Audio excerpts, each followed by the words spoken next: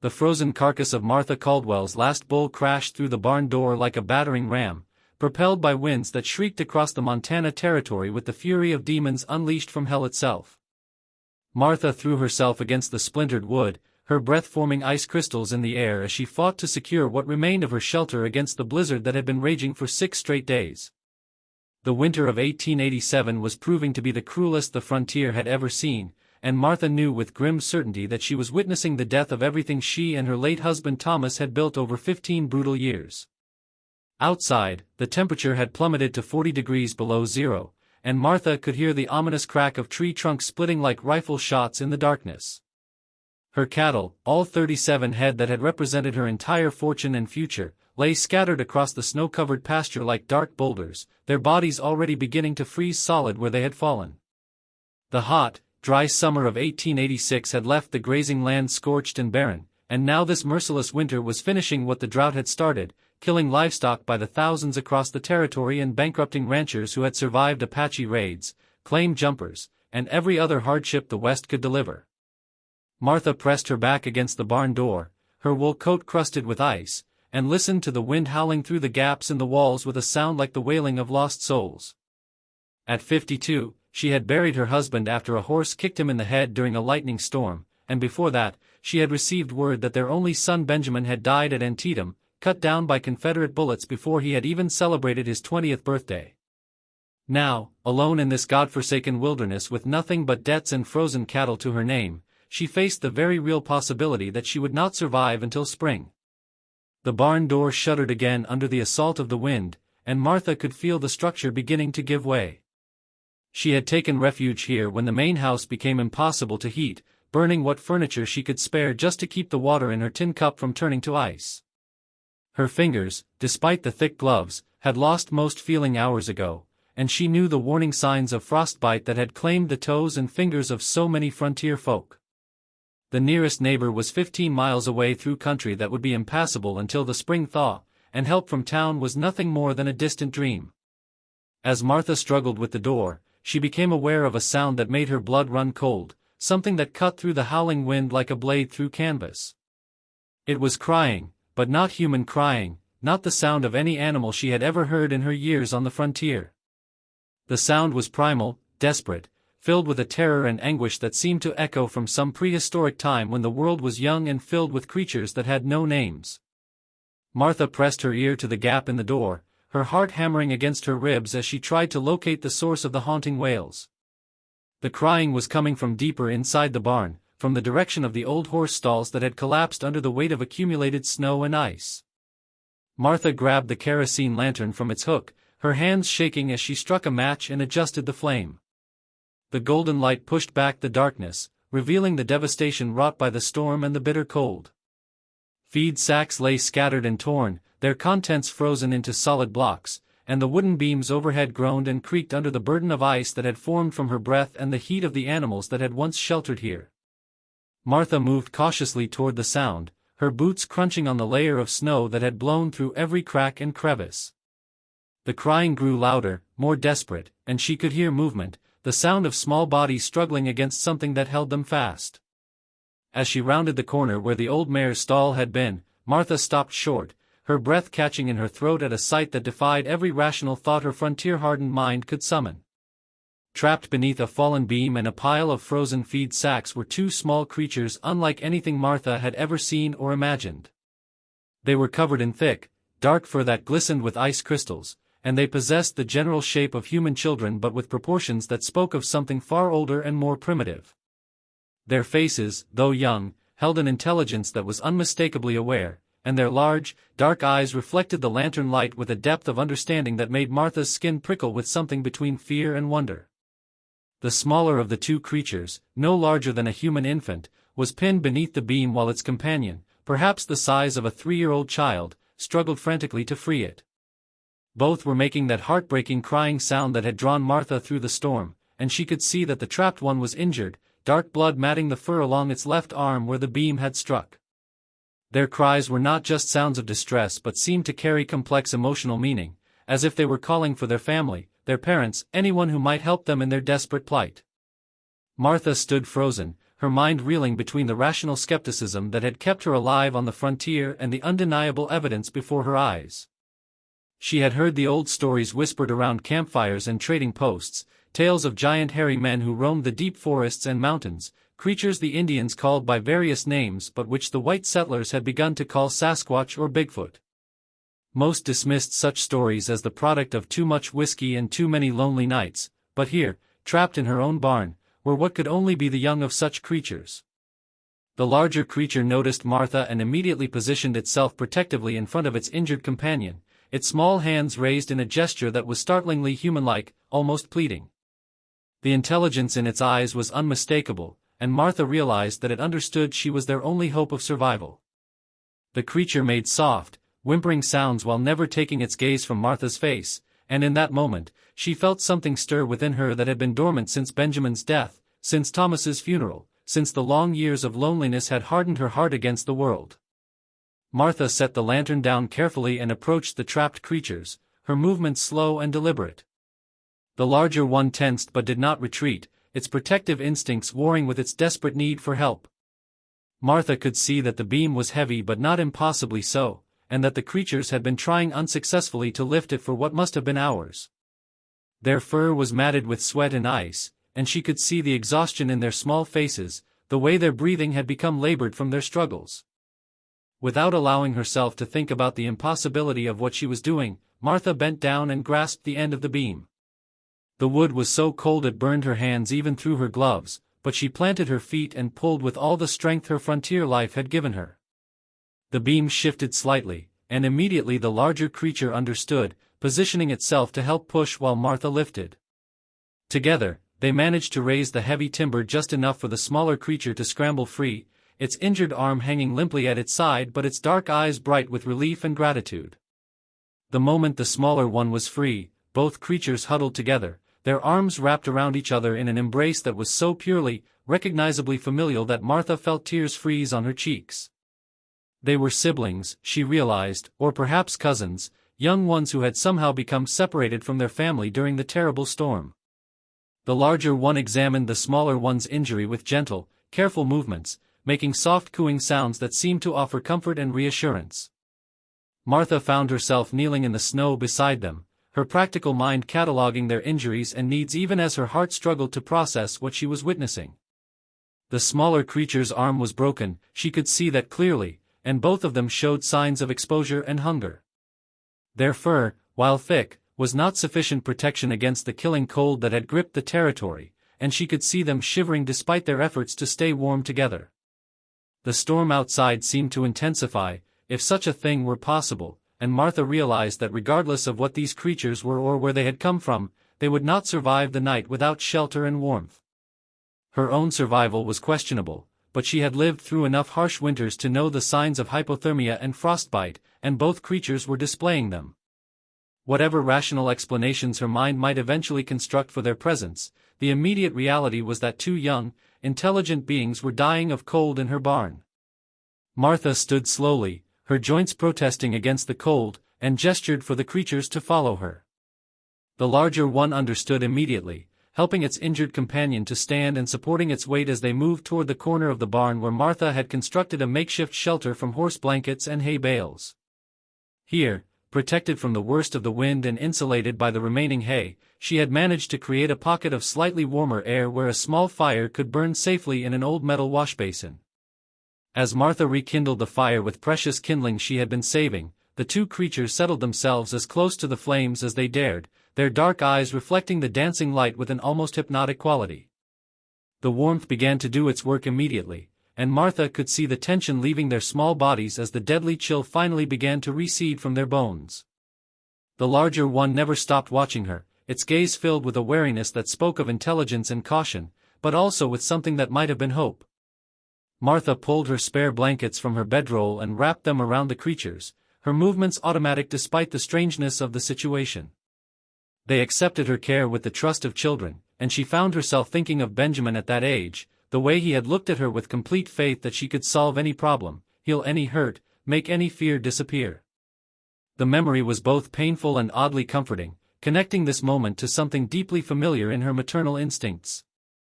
The injured creature was weakening, its breathing becoming more labored, and Martha knew that the broken arm was the least of its problems. Exposure and shock were the real killers in weather like this, and she had seen strong men die from less. Without hesitation, she began to remove her own outer coat, knowing that her body heat might be the difference between life and death for the small being. The larger creature watched her with growing amazement as she wrapped the coat around its companion, sacrificing her own warmth for the sake of a creature she had never seen before and might never see again.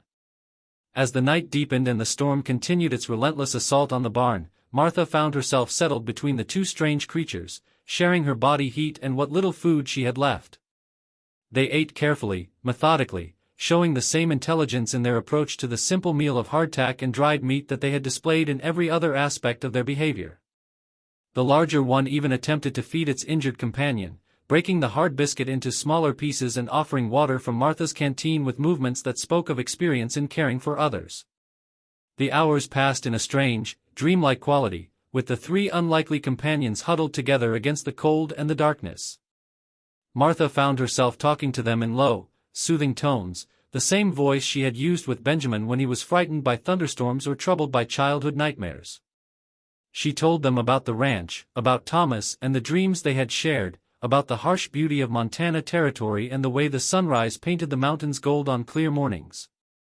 Whether they understood her words or simply responded to the tone of her voice, both creatures seemed to take comfort from her presence, their breathing gradually becoming steadier and more relaxed. As dawn began to break through the gaps in the barn walls, Martha realized that the storm was finally beginning to weaken. The wind had dropped from its howling fury to a more manageable roar, and the temperature seemed to have stabilized, though still far below freezing. The smaller creature was sleeping peacefully in her arms, its injured arm carefully supported, while the larger one dozed fitfully, starting awake at every new sound before settling back down with evident reluctance to surrender its vigilant watch. Martha herself had not slept, her mind too full of questions and possibilities to allow for rest. What were these creatures? Where had they come from? How had they ended up trapped in her barn during the worst blizzard in memory? And most importantly, what would happen when the storm finally ended and she had to decide what to do with them? She had no doubt that if word of their existence spread, it would bring unwanted attention to her isolated ranch, attention she could neither afford nor survive in her current desperate circumstances. The larger creature stirred as the light grew stronger, its dark eyes opening to meet Martha's gaze with that same unsettling intelligence she had noticed the night before. For a long moment, they looked at each other across the dying embers of the fire, two survivors who had found each other in the darkest hour and somehow managed to keep death at bay for another night. The creature made a soft sound, almost like a purr, and Martha felt a smile tug at the corners of her mouth for the first time in months. Whatever these beings were, whatever their presence meant for her future, Martha knew that the night had changed something fundamental inside her. The maternal instincts she had thought buried with Benjamin had awakened, and with them came a sense of purpose she had not felt since Thomas's death. These creatures needed her, trusted her, depended on her for their very survival, and that dependence had given her something precious and unexpected in the depths of her despair. As the storm continued to weaken and the first hints of true daylight began to penetrate the barn, Martha made her decision. Whatever the consequences, whatever the risks, she would protect these strange, wonderful creatures for as long as they needed her protection. The frontier had taken everything else from her, but it had also given her this moment, this chance to matter again, to be needed, to make a difference in the lives of beings who had no one else to turn to. The smaller creature stirred in her arms, its eyes opening slowly to focus on her face with what could only be described as trust. Martha felt her heart clench with an emotion she had thought lost forever, and she knew that whatever came next, she would face it with these two remarkable beings at her side.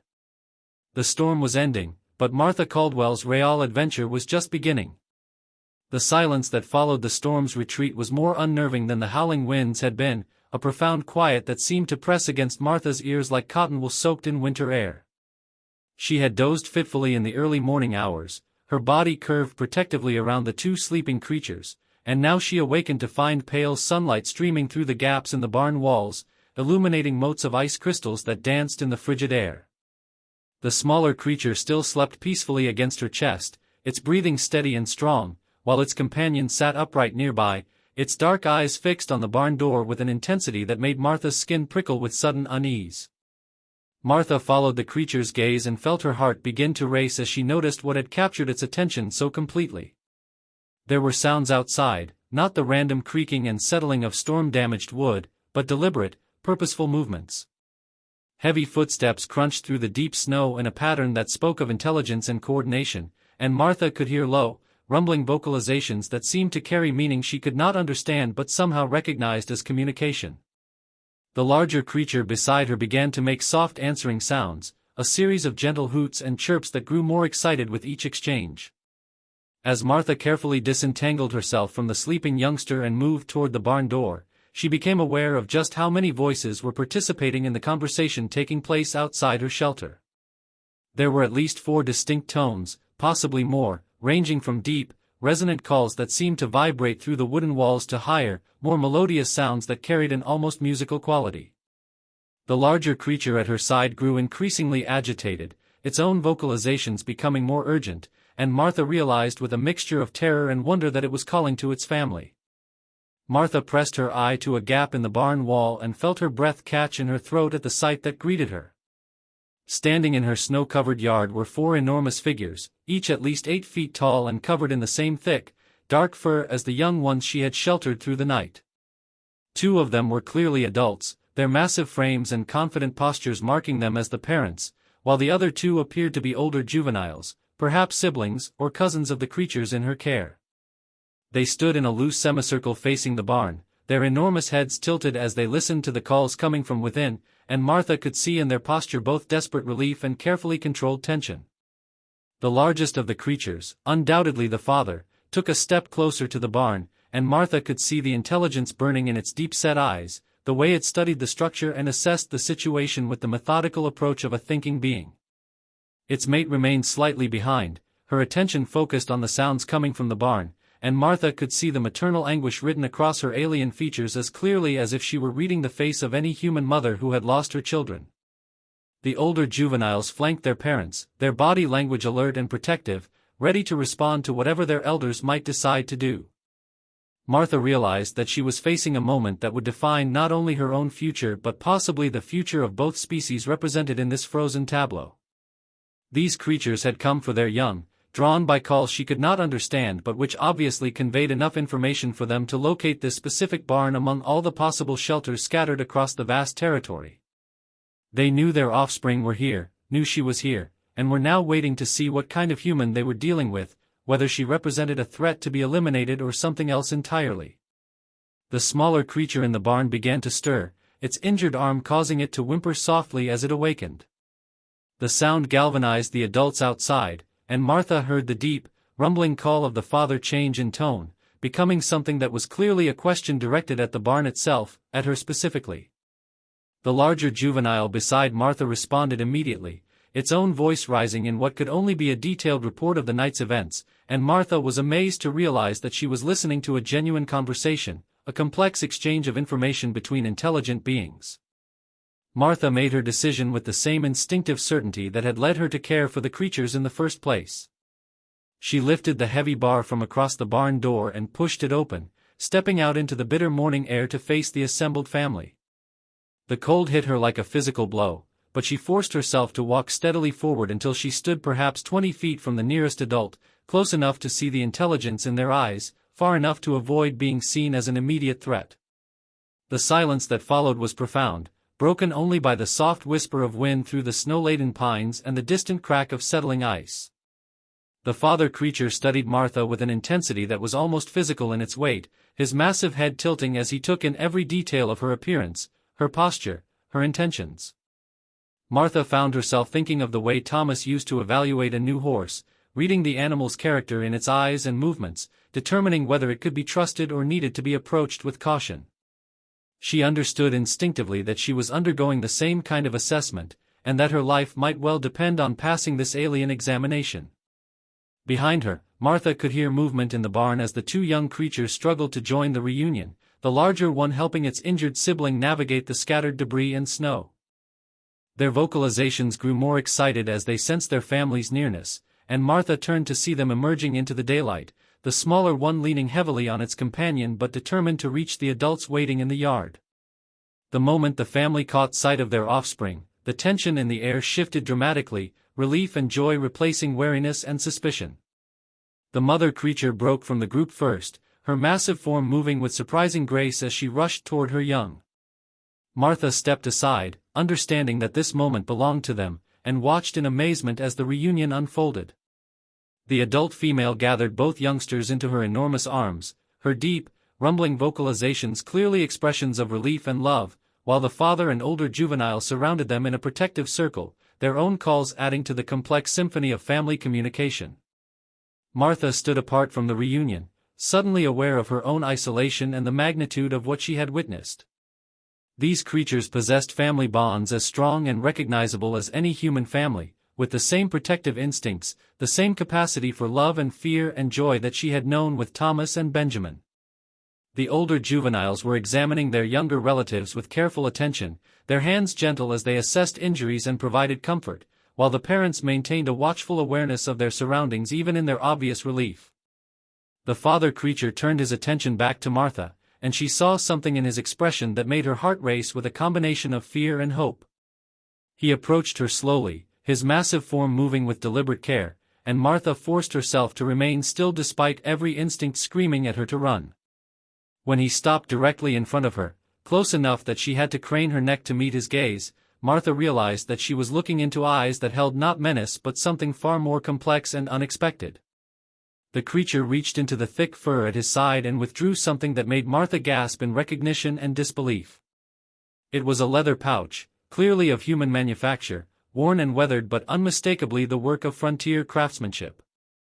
With movements that were almost ceremonial in their precision, he opened the pouch and poured its contents into his enormous palm, revealing a collection of gold nuggets and silver coins that represented more wealth than Martha had seen in her entire life on the frontier. The father creature extended his hand toward Martha, the precious metals gleaming in the morning sunlight, and made a series of soft, complex vocalizations that needed no translation. This was payment, she realized, compensation for the care she had provided to his offspring, offered with the dignity and formality of one intelligent being acknowledging a debt to another. The gesture was so profoundly civilized, so unmistakably the product of a sophisticated moral code, that Martha felt tears freezing on her cheeks as she struggled to comprehend the full implications of what she was witnessing. Martha looked at the offered treasure, then back at the creature's face, and slowly shook her head.